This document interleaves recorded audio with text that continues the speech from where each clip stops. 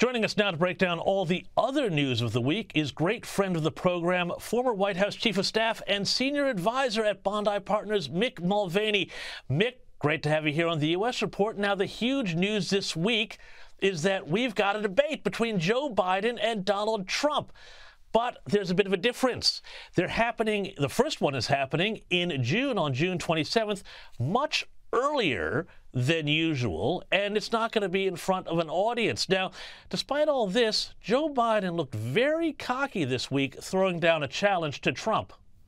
Donald Trump lost 2 debates to me in 2020. And since then, he hadn't shown up for debate. Now he's acting like he wants to debate me again. Well, make my day, pal. I'll even do it twice. So let's pick the dates, Donald. I hear you're free on Wednesdays.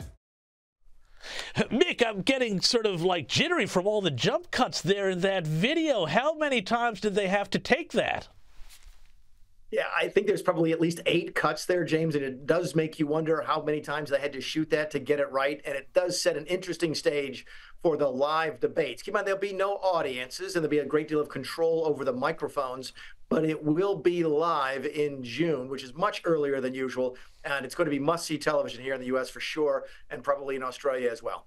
Oh, absolutely. But now, another question, though. CNN has got 2 anchors, Jake Tapper and Dana Bush, to moderate this. Now, these are not, really big fans of Donald Trump. Has the Trump campaign walked into a bit of a trap here? It's possible. Of course, we only know when we see it. But one of the controversies now is how much control over the microphones, the network, and those moderators will have. Will they be able to cut Donald Trump's microphone when he either goes over time or, if you want to be a conspiracy theorist, when he's saying things the moderators don't like? These are folks who have been very, very critical on the air over the last 6 or 7 years of Donald Trump. So giving them that much control is going to be an interesting thing to watch. It was an interesting move by the Trump team. But another interesting move, though, Mick, is why did the Biden camp agree? And this is all taking place outside the usual committee for presidential debates that normally sets these things up between campaigns. What is happening here with the Democrats that they've decided we've got to get Biden out there in June? And one thing is, of course, their campaign needs a reset because the polls are dire for them.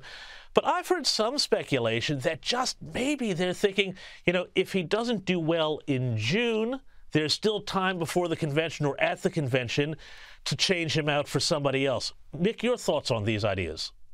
I'm hearing a lot of the same things. Now I'm hearing them more from my Republican friends than from my Democrats. But the theory goes that let's go ahead and have a debate now. This is the Democrats' thinking, and supposedly. And if Biden stumbles or performs very badly, we can still replace him at the convention. Keep in mind, neither of these men will be the formal nominees of their party at the time of this first debate. I happen to think there's another motivation here, which is by going around the commission. And traditionally, over the course of the last decades, there's been a nonpartisan commission that hosts these debates. That's not in play here. Both candidates have agreed to simply cut a deal with the TV network. By doing that, they might be able to keep RFK Jr., Robert F. Kennedy III, off of the stage. And the Biden team, I think, was desperate not to give any more oxygen to the RFK campaign because they perceive him as an existential threat to Joe Biden. Absolutely fascinating. Now, I want to talk about another big issue, and you've written about it at thehill.com. U.S. debt, and this is a crazy number to me, is about to surpass $35 trillion. That's trillion with a T, U.S. dollars. Inflation is at a 40-year high. CPI continues to rise. Biden seems to have lost a bit of control of the economy here.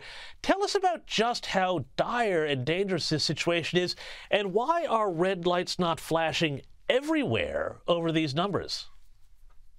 They're flashing in a lot of places. The places those red lights are not flashing, unfortunately, is the voters. I remember sitting in the Oval Office one time, James, in 2017 when I was the budget director, and a very prominent Republican had my budget, which was described as the most conservative since Reagan. And he leaned across the resolute desk to President Trump and said, "Mr. President, I like Mr. Mulvaney. He's really good with numbers. But let me make one thing perfectly clear. He's not elected, and you are. No one has ever lost his job in this town for spending too much money. They have lost it for spending too little." That's a Republican senator talking to a Republican president. The country is now 35 $35,000 billion in debt. That's what $35 trillion is.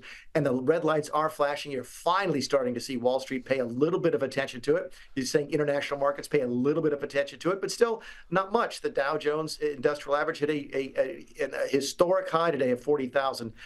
So it's not really filtering through the economy, but it is starting to get some attention. It's just not registering with voters. And until it registers with voters, spending is not going to change.